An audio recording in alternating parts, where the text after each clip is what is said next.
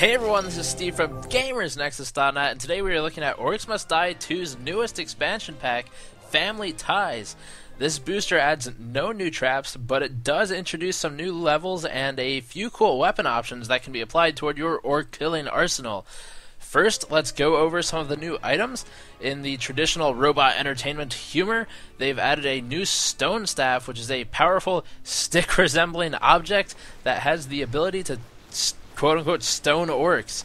Despite the team's play on words, this staff does not, in fact, send orcs scrambling in search of Doritos and Mountain Dew. No, instead it turns them into stone, so it's a bit literal in its meaning. Thus, this immobilizes them and makes them seemingly more susceptible to certain attacks. I'm not entirely sure if that's true, but it did seem like they were more susceptible to explosions, for example.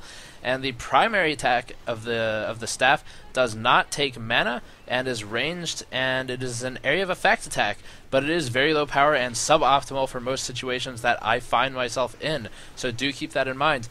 The Ring of Teleportation is the second item. It is a universally applicable item we found in our testing, although Space, my co-op player, and I did not use the ring for its actual teleportation capabilities all that often. We did find it very appealing for its explosive capabilities, because exploding orcs is always a good thing. In classic telefragging fashion, a quick dimensional jaunt will explode all those who stand in the area, and a freezing upgrade will ensure that even the newly added ball and chain orc enemy will stand frozen in place, thus making her definitely more susceptible to attacks. Finally, on the items front, the last new item of the Family Ties pack is the Jar of Ghosts. This jar is fairly straightforward. If you get hit by an orc, its passive ability will temporarily make the orc fear-stricken, causing it to retreat. I found this to be incredibly useful when I got stunned by larger enemies who would then run away for just long enough to let me bunny hop away in as manly a fashion as I possibly could. The active ability will place down a set of skulls. These instill fear in the orcs and will send them cowering, running all the way back through the traps that they just made it past. This was one of the most useful items I found for my loadout in the new set, but that's mainly because I tend to enjoy using traps with slower reset times, and this nets more time for those traps. The new pack also added 2 new orc skin outfits, though I will not talk about them too much. They are available for both characters. I think they cost 35 skulls, it might be 40 or 30, and they have a pretty cool blue appearance. Moving on, up next we have the new enemies that were added by the booster pack. The aforementioned ball and chain enemy is, to quote Robot Entertainment's website, an enormous female orc wielding a powerful mace that's bigger than you are. It is a high-powered slugger who seems to shrug off conversion effects, from what I've noticed, and causes immense damage with a single swing, at least to my sorceress character. And to top that off, the other new enemy, Hobgoblin Healers, keep her health maxed when she starts taking damage. So take out those healers very early, otherwise you're just going to be wasting your time shooting it, because she'll heal immediately. Now, of course, what you are all here for is probably the new levels. These are, for me, the most desired addition for the new expansion packs. Luckily, we actually found some very fun levels this time around.